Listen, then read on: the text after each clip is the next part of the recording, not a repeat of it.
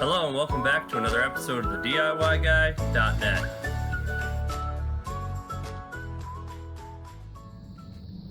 Hi, today we're going to be showing you how to repair a gas GE dryer that doesn't produce any heat. The first thing you want to look for is making sure the drum is turning. That way the belt is not broken in safety mode and won't let it do anything. This one we know the drum is turning and working fine, so it's just not producing any heat when they try to do their laundry.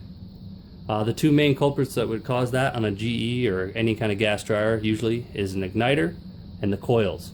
So that's what we're going to show you how to do today, is how to replace the igniter and the coils.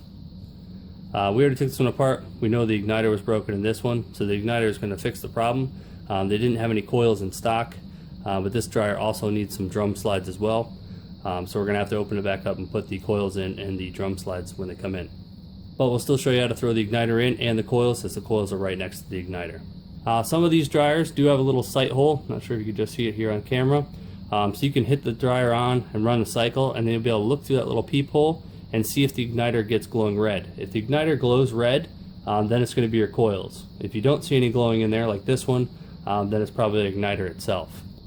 Alright, so to get started, we need to unplug the dryer. We also need to shut the gas off going to the dryer. Once we've done that, we can go ahead and open the door here, and there are going to be Phillips screws right here going upward. I believe this particular one has two.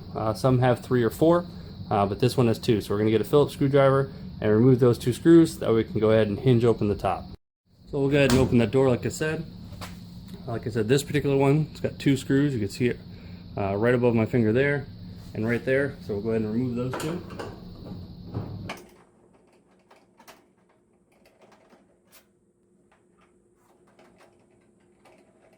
So once we get those 2 Phillips screws out, what we can do is go ahead and lift the top up, hinge it.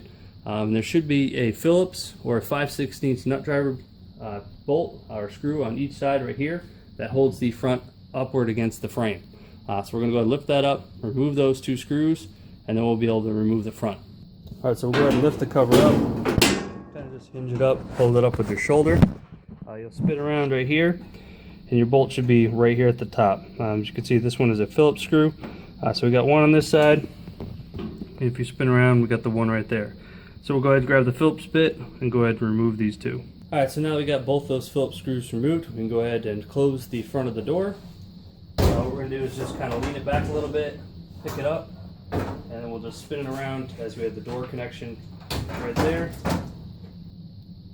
Alright, so this is where we should be. We should have the front of the dryer swung out of the way. We don't want to swing it too far out of the way, as we have our wiring for our door switch and our light on this particular model. So now is a good time to go ahead and get your vacuum out and clean out this hole right here. A lot of debris and lint gets caught in there.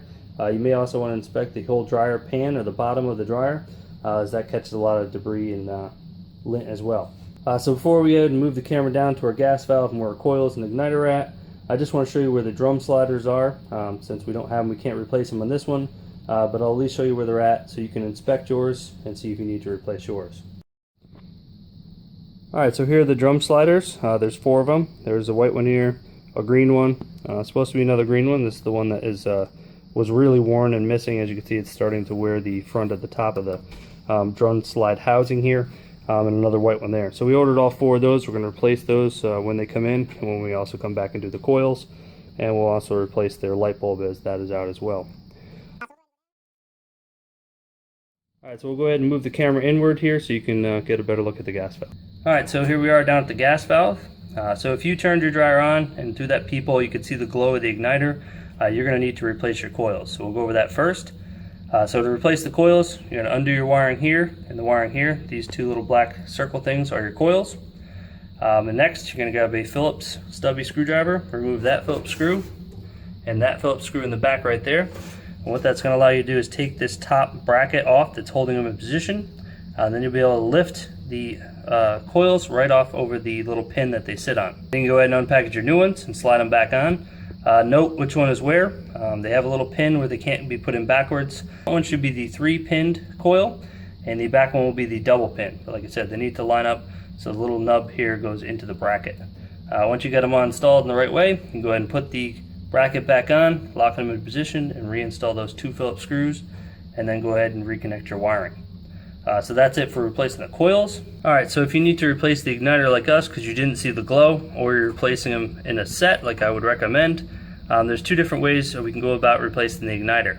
Depending on your make and model, you may have a union, brass union right here to separate the valve from the gas line coming into the dryer here.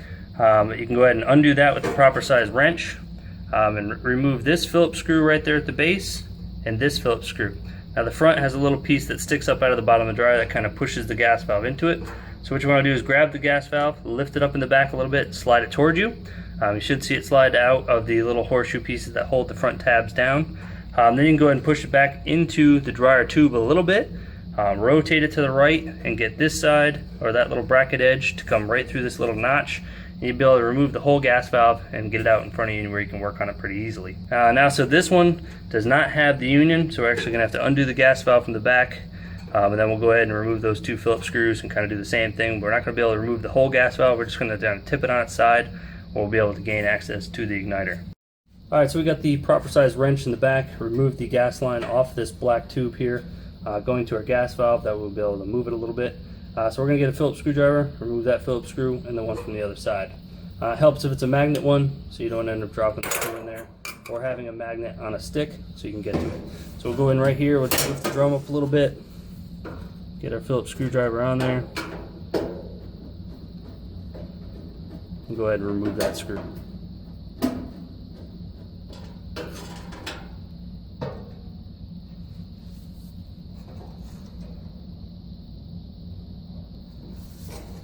Got it. We'll put it in a magnet holder right here so we don't lose it. Go ahead and get the other side out. Put it in a magnet holder. We'll show you that real quick. It's kind of nice. Snap-on or Blue Point 1. Just got a big magnet on the bottom. So you can stick it to anything metal and throw your nuts and bolts in there and you don't end up losing them or misplacing them. Alright. Get our hand out of there. Alright, so now we got those two Phillips screws removed. You can just see the tab I was talking about right here in the front. So you'll see it slide out of it. Make sure you get both sides out, and we should be able to roll it a little bit to the left to gain access to the igniter.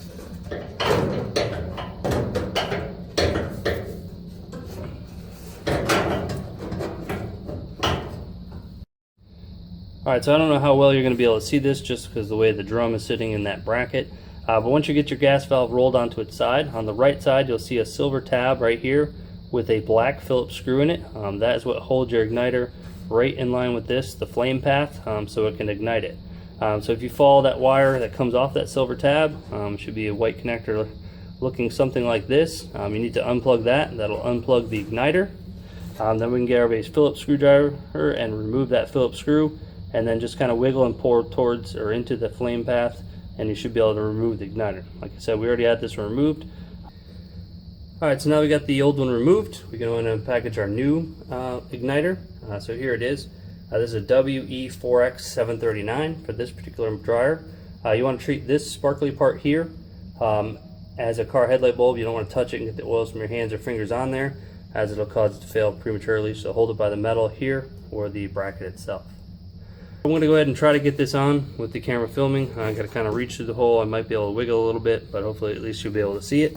Now on the bottom of this, it does have a little hole, and there's a pin where the igniter goes on, so you want to make sure that sits in there first, and then you should be able to turn it and get the top clip on, and then line the Phillips screw. And we'll go ahead and grab that, thread it in my hand, and then snug it up with the screwdriver. Hook it on the bottom first, get that pin to drop in, then it should just sit right on there. We'll go ahead and grab that Phillips screw, start it by hand.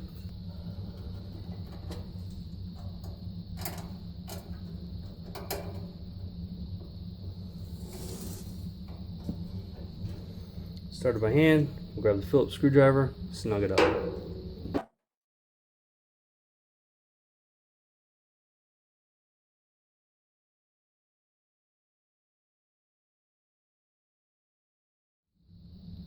Alright, so now that we got the igniter screwed in and tight, we can go ahead and let our gas valve slide back down. Be careful not to hit the igniter on anything. We'll go ahead and align our front tabs on both sides of the gas valve, push it back in and align our Phillips screws, that way we can reinstall those. Depending on which style you had, you may need to lift this up to get it to slide in the square part in the back of the dryer so you can get it back into position.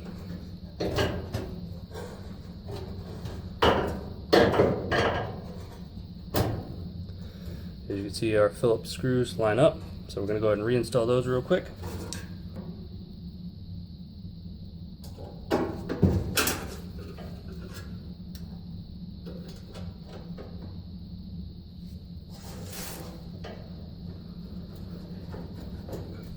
One side in, we'll go ahead and do the other.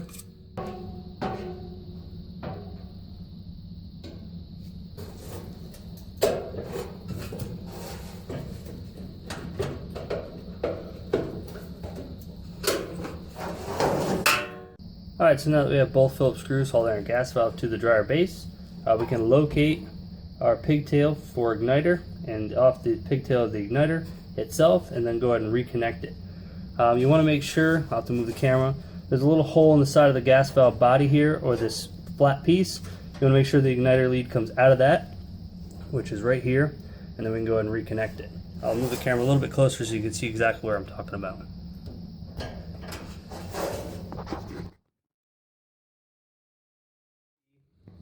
That the igniter is up here where we screwed it on, and then there's a hole right here where the actual igniter lead comes out, and then we reconnected it to the lead that goes to our rear, our third tabbed coil. Alright, so now that we have our igniter plugged in, we'll check our other two electrical connections on the top of the coils just to make sure they didn't pop off as we were rolling around the gas valve. We're going to screw down, everything's back together as it should be. We can go ahead and reconnect that union or tighten up the union if that's the style gas valve you had. For us, we're going to reconnect our gas line to the back of the dryer. Alright, so now we got the gas valve, the igniter, and coils all put back together. Like I said, it's a good idea to clean out your bottom of here with the vacuum and vacuum the bottom of the dryer pan to reduce your risk of fire by getting as much lint out of here as possible. So in order to reinstall this front piece, there's two little hooks on the bottom of the feet. You need to make sure the bottom of the front panel goes into that first. Then we'll go ahead and lift the top, swing it up into position, and reinstall those two Phillips screws. Check your door connection to make sure it didn't pop apart before you actually put it back. So let's lift it up, align the bottom, do a little wiggle side to side, and then fold it shut.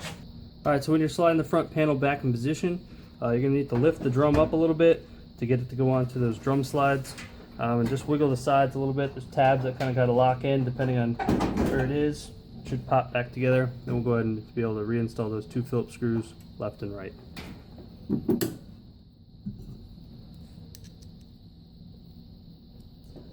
Be careful not to drop these, or you're going to have to pull the front back off to get them out of the base.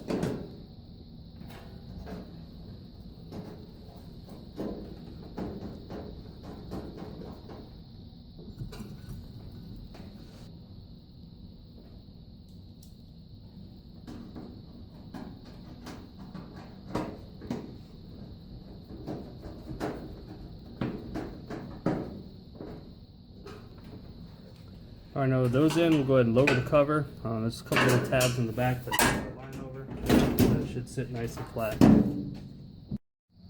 Alright, now that we have the top sitting nice and flat, we can go ahead and open this door and reinstall those two Phillips screws to hold it down.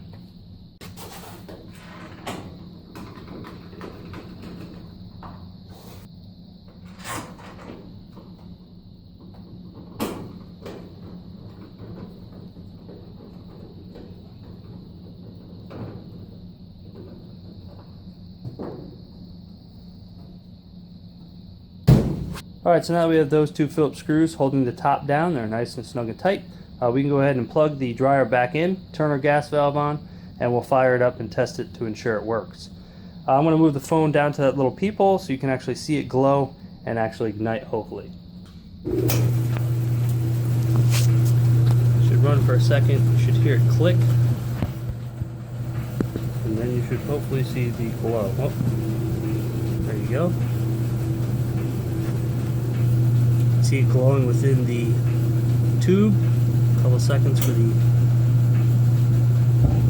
there it goes. A little bit of delay just to get the air out of the line. And there you have it. So now it's working again. Use that little peephole or sight hole to be able to see inside it. So as you just saw in the little bit of clip there, the actual igniter turned on, glowed red, got to the proper resistance, opened the gas valve. So now this dryer is producing heat. So that's it. We just showed you how to fix a gas GE dryer. that doesn't produce any heat by replacing the coils or the igniter. Don't forget to click the link in the description, which will take you to our website for a full write-up. You can also click that subscribe button in the middle. On the right, we have a recommended video just for you. And on the left, you'll find our recent upload. Thanks for watching another episode of the DIYguy.net.